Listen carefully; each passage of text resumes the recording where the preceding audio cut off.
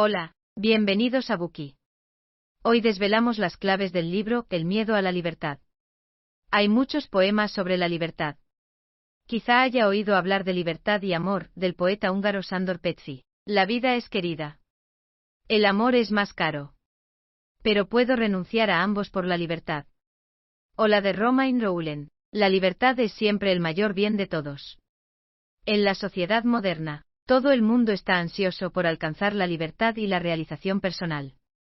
La gente dice estar dispuesta a renunciar a todo por la libertad, pero el libro El miedo a la libertad presenta un panorama diferente, porque en realidad mucha gente, incluso la mayoría que parece perseguir y alabar la libertad, está intentando escapar de ella sin saberlo. Sus acciones van en contra de lo que afirman. ¿A qué se debe esto? Para responder a esta pregunta, tenemos que entender los antecedentes del momento en el que se escribió este libro. El autor, Erich Fromm, era un germano-americano, nacido en el seno de una familia judía. Fue un miembro importante de la Escuela de Frankfurt, y un sucesor de la filosofía marxista. Fusionó el psicoanálisis freudiano y el humanismo, y se basó en pensamientos diversos y cruciales, para formar su propio estilo. Conocido como uno de los fundadores de la sociología psicoanalítica, supo utilizar los enfoques psicológicos para analizar los comportamientos sociales. En 1933, Adolf Hitler subió al poder y se convirtió en el canciller alemán. Fromm fue consciente de la naturaleza maligna del nazismo, y al año siguiente se trasladó a Estados Unidos para continuar su investigación psicoanalítica en la Universidad de Columbia. El miedo a la libertad fue su primera monografía, durante su estancia en Columbia. El libro se publicó en 1941, durante el tercer año de la Segunda Guerra Mundial. La crueldad de la guerra, el retroceso de la civilización y la depravación de la humanidad llevaron a Fromm a plantearse las siguientes cuestiones.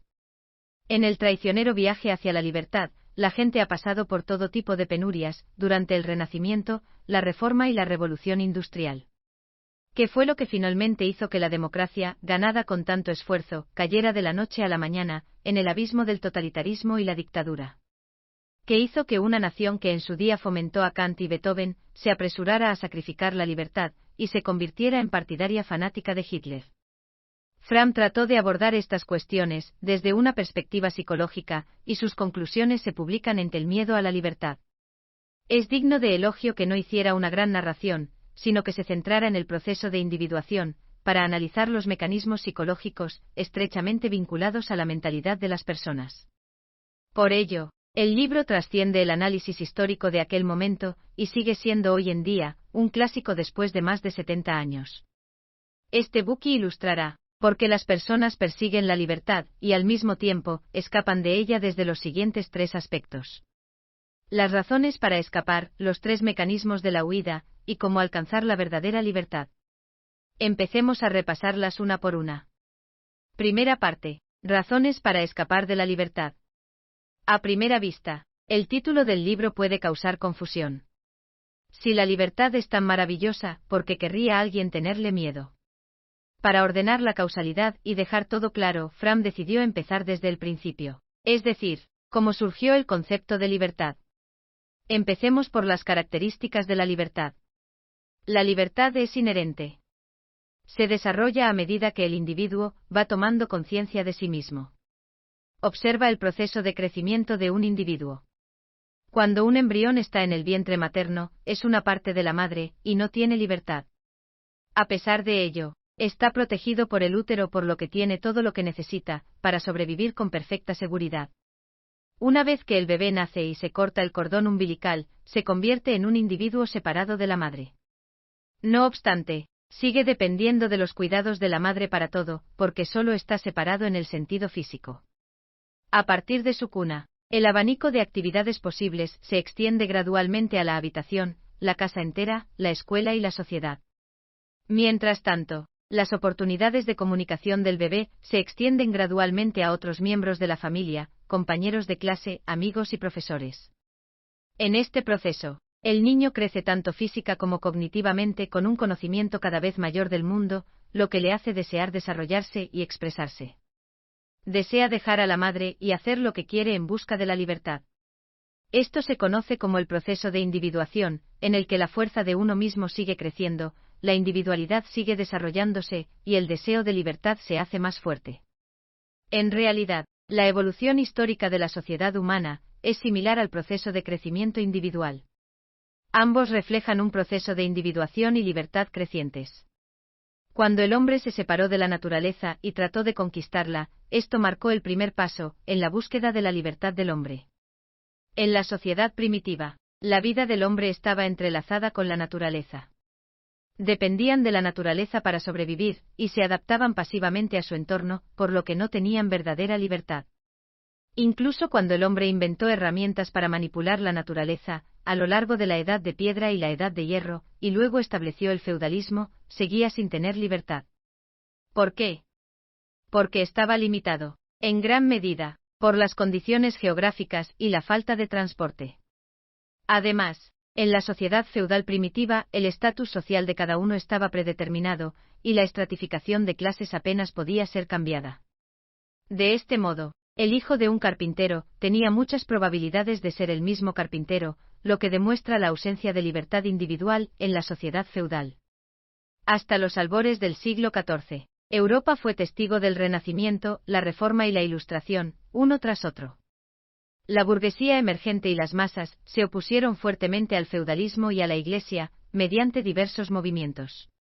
Abogaron por las ideas de humanidad, libertad, democracia e igualdad, sembrando el concepto de libertad en la mente de la gente. Junto con la emancipación de la mente, los países europeos también se desarrollaron rápidamente en términos tecnológicos y económicos. A partir de la Revolución Industrial, la fabricación mecánica a gran escala comenzó a sustituir a la artesanía.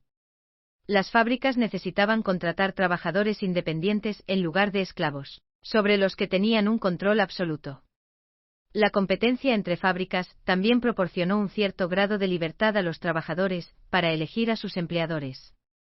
El capitalismo liberó a los individuos de las posiciones sociales predeterminadas bajo el sistema feudal y permitió a la gente elegir su propio camino. A pesar de las muchas restricciones del capitalismo, la gente tenía hasta cierto punto la oportunidad de triunfar, gracias a su inteligencia y su trabajo duro. En términos generales, el capitalismo liberó a los individuos de las ataduras tradicionales del feudalismo y promovió en gran medida el despertar del libre albedrío. ¿Qué nos aportó la libertad? A los ojos de Fram, la libertad es un arma de doble filo. Por un lado, la libertad aporta independencia y racionalidad, de modo que las personas tienen derecho a tomar decisiones libremente y a tomar la iniciativa para luchar por el éxito. Por otro lado, aísla a las personas y aumenta su riesgo de caer en la soledad y la ansiedad. Podemos ver esto en el proceso de crecimiento individual. Cuando el niño está con la madre, es atendido por ella, y no necesita preocuparse por la comida o la ropa. Aunque no es libre, el niño tiene una sensación de seguridad. Cuando crece y tiene que enfrentarse al mundo por sí mismo, a veces se siente perdido, y sufre el sentimiento de soledad. En particular, cuando se enfrenta a un contratiempo, estará muy ansioso por volver a su madre, para tener esa sensación de seguridad. Desde la perspectiva de la historia de la humanidad, las personas se liberaron de los grilletes de la relación amo-esclavo en la sociedad feudal y llegaron a poseer el derecho de libre elección. Sin embargo, la fabricación mecanizada y la mayor división del trabajo solo exigían que las personas llevaran a cabo una producción repetitiva y estandarizada. En consecuencia, los trabajadores se convirtieron en un engranaje más de la máquina. Aunque eran libres de elegir su lugar de trabajo, su papel era tan insignificante que podían ser sustituidos en cualquier momento. De este modo, la competencia se hizo cada vez más feroz en esta situación, lo que hizo que el nivel de ansiedad de los trabajadores aumentase. Además, el mercado capitalista está orientado al beneficio y no valora el mantenimiento de las relaciones interpersonales. Los competidores luchaban despiadadamente entre sí y derrotaban a los demás en cada oportunidad. Los empresarios y los empleados se aprovechaban unos de otros como herramientas, haciendo que estas relaciones interpersonales indiferentes ahondaran en el sentimiento de soledad de las personas. Además, cuando las guerras eran el resultado de la ambiciosa expansión e invasión de los países capitalistas, se exacerbaba la sensación de impotencia de la gente. Las personas poseen la independencia y la racionalidad que conlleva la libertad. No obstante, Son presa del estado de malestar, causado por la ansiedad, la soledad y la impotencia. ¿Qué deben hacer? Según Fromm, hay dos formas de superar esta situación. La primera es un camino hacia adelante. Requiere adherirse a la racionalidad, insistir en la independencia, mejorar el yo y la propia personalidad, y conectar con los demás, y con el mundo de forma genuina y espontánea. La segunda vía es un camino hacia atrás. Esto significa volver al vientre materno, o a un entorno social anterior en aras de la seguridad. En cambio, como no se puede volver al vientre materno, ni la historia puede volver sobre sus pasos, la gente pensará entonces en formas de escapar de la libertad. Esto es todo en esta primera parte. Resumamos lo que hemos visto. A partir del proceso de crecimiento individual y de la evolución de la historia de la humanidad, llegamos a comprender que la libertad es inherente y se desarrolla. No solo nos aporta independencia y racionalidad, sino también los sentimientos de soledad, ansiedad e impotencia. En este punto de inflexión, disponemos de dos caminos, uno hacia adelante y otro hacia atrás. Este último consiste en escapar de la libertad. Gracias por escuchar. Compruebe el enlace de abajo para desbloquear el contenido completo.